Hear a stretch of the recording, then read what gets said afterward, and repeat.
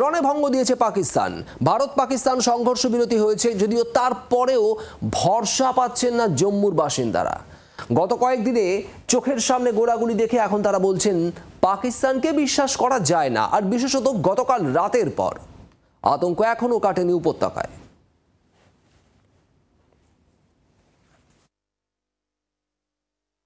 আমার আপনার বাড়ির সামনে যেমনটা হয় ঠিক সেরকমই জম্মু শহরের একটি জায়গায় আমরা দাঁড়িয়ে রয়েছি, যেখানে দেখতে পাচ্ছেন প্রভু কুটিয়া, শ্রী মঙ্গত রামচন্দ্র চাড্ডা এবং তাদের পরিবারের অন্যান্যদের নাম এবং প্লট নম্বর 304A।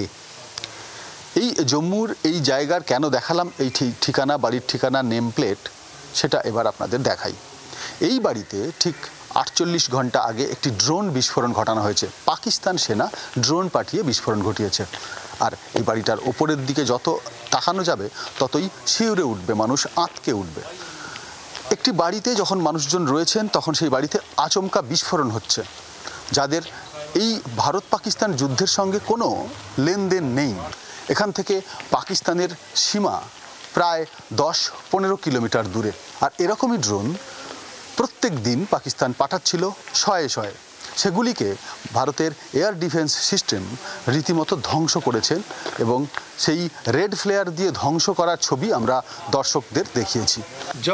जब ये विस्फोट हुआ तब आप यही थे? हाँ, सुबह में अंदर ही थी। हमारा तो वो ऊपर से नीचे आ गया ना, लेंटर होल हो गया। हाँ, होल हो गया अंदर से। इन्होंने सीज फायर किया, जम्मू में कुछ नहीं हुआ, बाकी जगहों में हुआ। आपने भी देख रहे हो, न्यूज़ पढ़ी होगी आपने भी, आपकी न्यूज़ आई हुई। खरा रात को कितनी घंटे गोलाबारी हुई है जोड़ियों में, 6 जोड़ियों में, अखनूर में, ऊपर ट्राइन में। দুদিন আগের ঘটনা, তবুও মানুষ ঘুমোতে পারছেন না শ্রীনগর শহরের মধ্যে, এবং সব থেকে বড় কথা পাকিস্তানকে এখনো বিশ্বাস করতে পারছে না। এটাই জম্মুর বর্তমান পরিস্থিতি। জম্মু থেকে ভিডিও জার্নালিস্ট সুভাষিস দাসের সঙ্গে রাজীব চক্রবর্তী, জি 24 ঘন্টা। বাংলার আওয়াজ, বাঙালির আবেগ, জি 24 ঘন্টা।